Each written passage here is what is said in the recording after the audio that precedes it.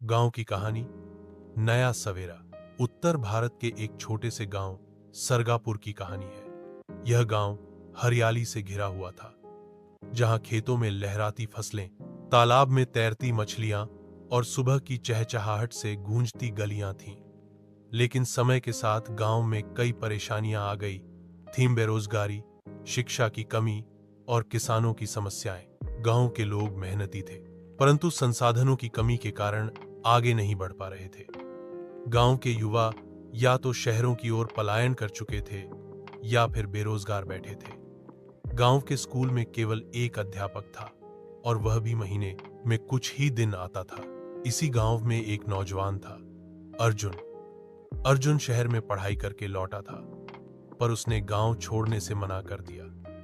वह चाहता था कि उसका गांव भी तरक्की करे, बच्चे पढ़ें और किसान खुशहाल हों। अर्जुन ने गांव वालों को इकट्ठा किया और पंचायत में एक योजना रखी। गांव को आत्मनिर्भर बनाना है। पहली शुरुआत शिक्षा से की गई। अर्जुन ने गांव के मंदिर के पास एक छोटा सा पुस्तकालय और शाम की पाठशाला शुरू की। बच्चों के साथ साथ बड़ों को भी पढ़ना लिखना सिखाया जाने लगा। गांव की महिलाओं के लिए सिलाई कढ़ाई की कक्षा चलाई गई। धीरे धीरे गांव में जागरूकता आने लगी।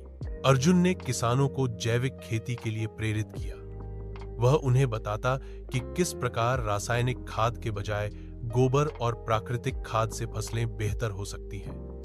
उन्होंने मंडी में सीधा अनाज बेचने की व्यवस्था करवाई, जिससे बिचौलियों से बचा जा सके। महिलाओं ने मिलकर एक स्वयं सहायता समूह बनाया, जिसमें वे अचार, पापड़ और हस्तशिल्प बनाकर बेचने लगी। अर्जुन ने सोशल मीडिया का सहारा लेकर उनके उत्पादों को शहरों में भी पहुंचाया।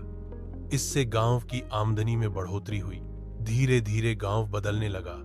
गांव के बच्चे पढ़ाई में अव्वल आने लगे, किसानों की आमदनी बढ़ी और महिलाएं आत्मनिर्भर बनी। जो युवा शहर चले गए थे, वे भी वापस आने लगे, क्योंकि अब सरगापुर में संभावनाएं थीं। सरगापुर अब आदर्श गांवों में गिना जाने लगा। सरकार ने वहां सड़क, पानी और बिजली की अच्छी व्यवस्था की।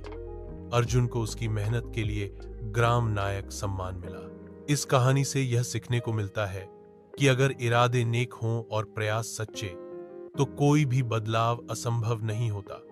गांवों में अपार संभावनाएं हैं, बस किसी को पहल करने की जरूरत होती है।